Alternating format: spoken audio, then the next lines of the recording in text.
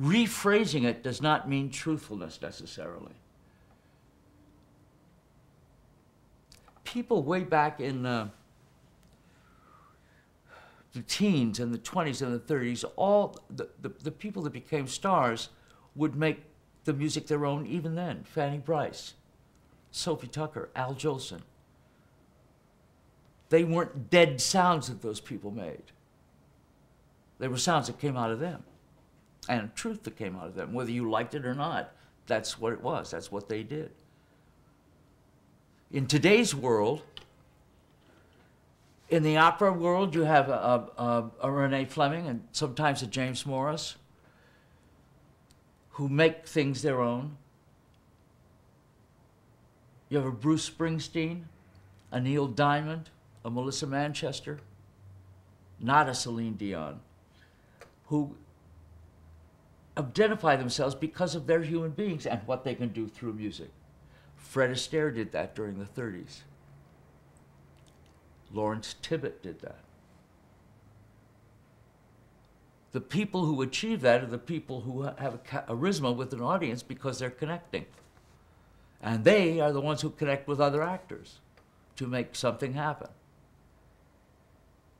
Two singers doing a duet, if they identify who they are and what they're playing through the other person and back, that can be a very exciting thing that no director can direct, no musical director can conduct. They are making it happen.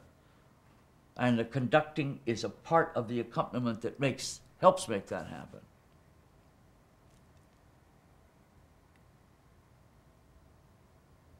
Singing in the Broadway theater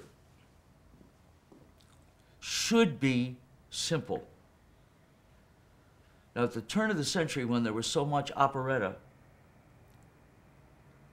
now I was not there then, and I only know through that man that I worked with, there had to be some people who were very straightforward and honest about their singing, and I'm sure a lot of people who weren't.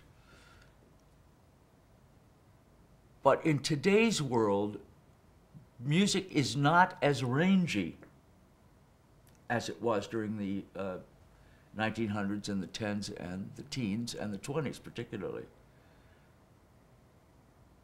The first male singer who was really an actor was Dennis King. Now, I happen to think he was a phony actor, but he was an actor. And in playing the Vagabond King and doing the Desert Song, he took the world of operetta into the world of musical theater. And Vivian Siegel, who was the original Margot in the Desert Song, had an ease about her that eventually was able to play Vera in Pal Joey, who is the bitch of the world, and made her real. And from everything I've read about Vivian and having seen her do Pal Joey, there was a personality. She didn't have to do very much. She sat in a chair and sang Bewitched. She didn't move one muscle. Sat in a chair with her legs crossed. And she didn't have to move. She had you in the palm of her hand. The rangiest things in the musical theater today are the rock things, which go very high. But you got to have a line to sing them. And some of the worst rock singers in the world have a pretty nice line of sound. They don't sing well, but they have a line of sound which makes that happen. So the sound is forward enough that it travels.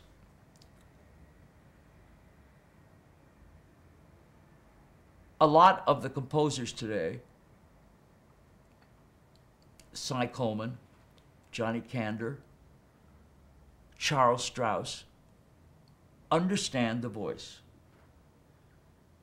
And all three of those people can write really wonderful if they're turned on by the subject matter. Charles Strauss' score for Golden Boy is a very, very special score, and he wrote that for Sammy Davis Jr. And today, it's middle range, high middle range, but in everybody's mouth playing that role, it can be something very special because of what he wrote. Cy Coleman's The Life that was on Broadway not very long ago, he wrote for that cast. It was wonderful to hear that show sung.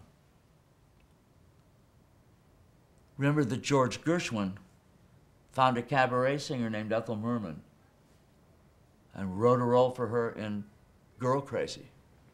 Oh, Ethel was a soprano then. That voice was a soprano originally. That big trumpet of a sound.